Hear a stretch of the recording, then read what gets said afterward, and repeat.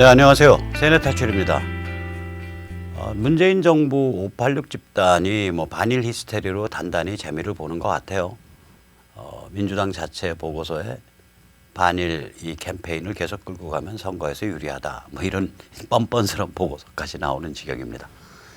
국민 개돼지로 만들면 선거에서 유리한 모양이죠. 그럼에도 불구하고 바깥 세상은 여전히 잘 돌죠. 잘 돈다기보다 엄중하게 돌고 있죠. 오늘은 그 사정을 한번 둘러보겠습니다. 전에 잠깐 말씀드렸지만 이 문재인 586 집단의 이 반일 히스테리는 상당히 잘 기획된 작품이라고 보입니다. 이 이른바 보수니 이른바 우판이는 퍽 하고 일을 저질러요. MB 같으면 반일 일을 저질 때 아무 문맥 없이 느닷없이 독도에 가서, 독도야 갈 수 있죠.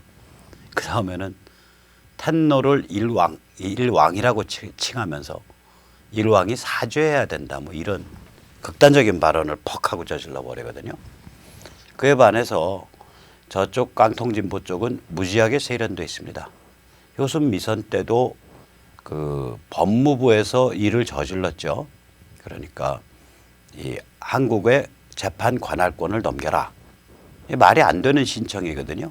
왜 그러냐면 그런 식이 되면 이라크나 아프간에 파병 나가 있는 우리 한국군이 현지에서 교통사고를 작전 중에 일으켰을 때 우리 군인이 아프간이나 이라크에 법정에 서야 된다는 거랑 똑같은 얘기가 되니까요.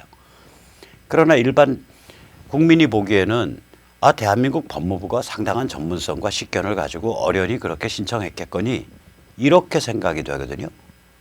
미국은 당연히 거절하게 되고, 그러면 이제 양키들이 우리 한국인을 우습게 보고 모욕했다. 이래가지고 일을 저지르죠. 효순미선 때도 보면은 그런 식으로 기획된 측면이 있습니다. 광우병 역시 마찬가지죠. 이것도 한 2년 전부터 인류를 덮치는 거대한 재앙이 광우병이다. 이렇게 대학 교수들이 말도 안 되는 책을 미리 내놨었습니다. 이번에 이 반일 히스테리 역시 마찬가지입니다. 저는 조국 이 사람이 깊게 관계 안 됐기를 바라는데요. 관계됐으면 나중에 다 드러나겠죠. 까면 다 나옵니다. 나중에 좋은 시절 오면.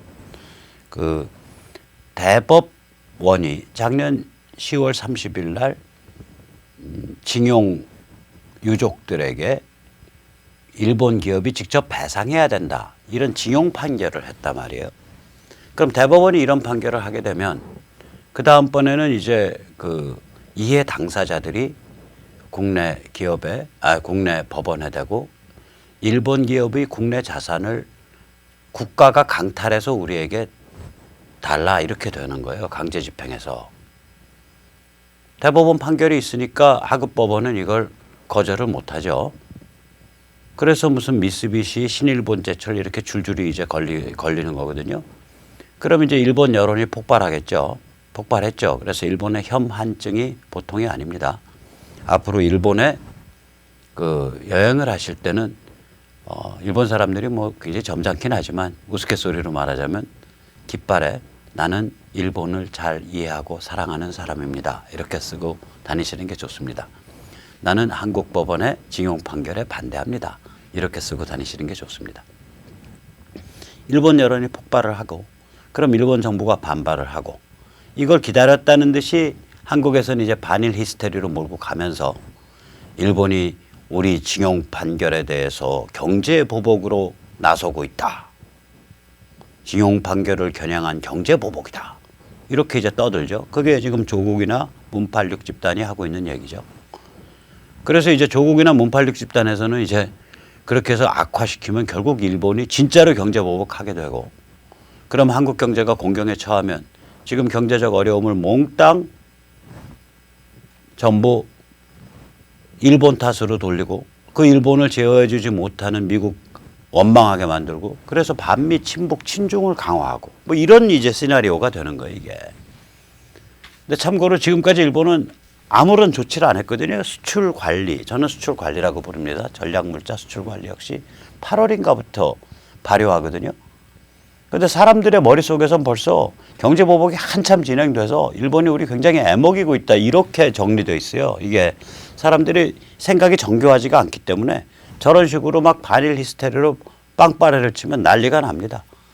조금 이따 그 사례 하나 보여드릴게요. 전에 말씀드렸듯이 이렇게 가도 일본은 음모에 말려들지 않죠. 물론 일본 언론은 요란법석을 떱니다.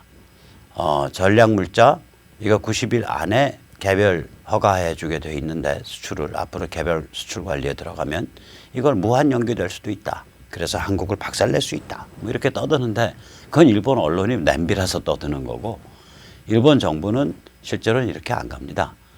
한마디로 경제보복은 없죠. 그래서 이 전략물자에 대해서는 굉장히 쿨한 수출 관리가 될 것이고 징용 판결은 국제문제로 끌고 갈 거라고요. 왜냐? 지금 한국이 저질러 놓은 짓이 협정 본체를 위반했고 중재위를 거부함으로써 3조 2항을 위반했고 뭐 중재위 구성하자는 시한을 거부한 거지 중재위를 거부한 건 아니다. 또 뭐 이런 이상한 소리예요. 뭐 시한을 거부했던 중재위를 자체를 거부했던 건 알아서들 하시고 그다음에 그러니까 일본이 제3자 제3국 중재위를 제안했는데 그것도 시한을 어겼죠. 그래서 이건 협정 3조 3항 위반이 됩니다. 즉 다시 말하자면 징용 판결은 무슨 경제보복할 것도 없어요. 끌고 가면 돼요. 특히 만약에 한국의 하급법원이 미쓰비시나 혹은 그 신일본제철 같은 일본 기업의 국내 자산을 강제 집행한다. 그렇게 되면 압류하고 강제 집행한다. 이렇게 되면 이제 이건 난리 나는 거예요. 그럼 바로 WTO 바로 초특급 코스 타면서 한국이 개 박살나게 되어 있습니다. 그래서 이거는 일본이 아주 지능적인 투트랙 전략을 갈 거라고요. 수출 관리는 아주 냉정하게 할 거라고요. 애먹이지 않고 정말 삼성전자나 SK하이닉스 같이 알려진 확실한 수요처가 수입하는 물건 그게 확인되면 그건 바로바로 수출 허가 내주고 그러지 않으면 너 증빙 더 갖고 와 이렇게 제대로 관리하고 그런 일을 할 거라고요. 그리고 징용 판결은 국제문제화시키고 즉 경제보복을 해야 될 이유가 없어요. 일본이. 경제보복이란 단어를 끌고 나온 거는 대한민국 정부고요. 그리고 일본에 대해서 상당히 그 안 좋은 선입견을 갖고 있는 이 미국과 서유럽의 언론입니다. 일본 정부는 한 번도 경제보복을 얘기한 적이 없어요. 수출 관리를 얘기했을 뿐이에요. 한번 두고 보시자고요. 자, 이 조선일보 오늘 인터넷판 오늘 오후의 톱입니다. 미 결국 한일 갈등 중재에 나섰다. 폼페오가 이렇게 나선 것처럼 얘기를 하는데 이게 중재할 게 없어요. 왜냐? 경제보복 운운한 거는 자가 발전한 거거든요. 존재하지 않는 경제보복을 운운했으니까 이게 중재한다면 경제보복에 대해서 중재하는 건데 수출 관리는 중재 대상이 아니잖아요. 일본의 고유 권한인데 한국이 전략물자를 제대로 관리하지 않아서 방탄 벤츠가 수출되고 그다음에 석탄이 밀수입되고 석유가 공해상에서 환적된 것과 같은 그런 일들이 불화수소 같은 전략물자에 대해서도 일어났다. 이게 일본 주장이거든요. 그래서 우리가 개별 수출 관리하겠다. 이게 일본 주장이에요. 그러니까 경제보복은 언급도 된 적이 없는 거예요. 따라서 경제보복이 없으니까 따로 뭐 중재할 게 없는 거예요, 사실은. 그걸 한일 갈등 중재 나섰다. 미국은 어떻게 중재할까요, 이른바. 교과서적인 얘기 하겠죠. 그런데 그 교과서가 일본 입장이죠. 왜냐하면 일본 입장이 맞으니까. 한국이 그 석탄 밀수입한 사람들 간첩으로 조사한 적 있나요? 형사 조사한 적 있나요? 석유 환적한 사람들 간첩 내지 형사 조사한 적 있나요? 관리 안 하고 있다는 얘기 아니에요. 적과의 내통 이거를 관리 안 하고 있다는 얘기 아니에요. 그러니까 일본 입장이 한국이 부적절한 일을 범했고 우리가 직접 수출 관리하겠다. 이게 교과서가 된다고요. 그다음에 징용 판결도 마찬가지죠. 아까도 살펴본 것처럼 한일 청구권 협정을 본체를 어겼고 3조 2항을 어겼고 3조 3항을 어겼기 때문에 국제사회로 가져가자. 이 일본 입장이 교과서적 입장이에요. 그래서 조국이가 지금 입장에 발을 동동 구르고 저렇게 극단적인 발언을 하는 겁니다. 이거 싸움 진행하면 진행할수록 아주 박살나는 싸움이에요. 자, 그럼 미국이 어떻게 이런 상황에서 어떻게 중재하겠냐고요. 교과서적인 말만 하죠. 한미일 동맹이 중요합니다. 맞죠. 일본으로부터 경제 보복이나 수출 규제가 아니라 수출 관리라는 것을 확인했습니다. 한국은 너무 패닉에 빠질 필요 없습니다. 맞죠. 아베가 한 말 아니에요. 또 이렇게 말하겠죠. 한국 정부는 전략 물자 밀수출, 석탄 밀수입, 벤츠 밀수출, 석유 환적 등에 대해 보다 투명하고 열심히 관리할 것으로 믿습니다. 맞죠? 그 다음에 징용 판결에 관한 한국인의 마음은 이해하지만 글로벌 스탠다드도 고려할 필요가 있습니다. 맞죠? 이런 식으로 발언할 거라고요. 이게 중재예요. 무늬만 중재. 왜냐? 일본 입장에 맞는 입장이거든. 일본 입장에 맞는 입장이에요. 자, 그러면 이 조중동이 이제 얼마나 악질적으로 반일 히스테리를 부채질하나 이거 한번 보세요. 이게 동아 기사 제목인데 오늘 기사예요. 제목은 딱 이렇게 박힙니다. 일 규제 품목이 아닌 반도체 소재도 수급 차질. 아니 상식 있는 사람 같으면 이 제목 보는 순간 무슨 얘기를 하겠어요. 지금 이런 반일 히스테리가 팽배한 상태에서. 야, 일본이 규제 품목이 아닌 수출 관리하겠다고 선언한 세계 품목이 아닌 다른 품목도 사실상 이들이 수출 규제해서 우리 경제 보복하나 보다. 그런 인상을 주는 제목이잖아요. 즉 징용 판결에 대해서 경제 보복이 여러 품목으로 확대된다. 확대되고 있다. 이런 인상을 주는 기사란 말이에요. 그런데 실제로 까서 읽어보면 수출 관리가 아닌 품목에 대해서 한국 측 업체들이 반일 히스테리에 겁질려 가지고 앞당겨서 주문하는 행태를 막 폭증한 거예요. 폭증시킨 거예요. 그러니까 일본 입장에서 이게 무슨 뭐 싸놓고서 백화점에 싸놓고 파는 물건이 아니니까 계획 생산하거든요. 이런 물건들은. 그런데 갑자기 주문이 확 당기니까 물량이 딸리죠. 그러니까 수출 관리 품목이 아닌데도 물량 수급이 차질된다. 이유는 한국이 앞당겨 주문하기 때문이다. 그런 얘기의 기사 내용은 이걸 마치 규제 품목이 아닌 반도체 소재도 수급 차질. 그래서 마치 수출 관리 품목이 아닌데도 전반적인 경제 보복이 이루어지고 있는 듯한 착시 세뇌 기사로 만들어 버리는 거예요. 이 기사 쓴 류근형 기자님은 편집국에 가서 편집부장 데스크를 엎어치우세요. 야, 이 개땡땡아. 너 못 발랐다고 내 기사를 가지고 장난질 쳐서 국민을 패닉으로 몰아? 내가 폭도 선동가냐? 폭도 선동질 하려면 이 개땡땡아 네 집에 가서 네 새끼들이나 폭도 선동해. 이러고 뒤집어 엎어야 돼 기자들이. 이 류근형 기자의 기사를 보면 굉장히 쿨한 기사예요. 그러니까 기사 제목이 어떻게 나와야 되냐면 한국 업체 패닉에 빠져 이것저것 과잉 선주문. 그래서 수급 차질 일어나고 있어.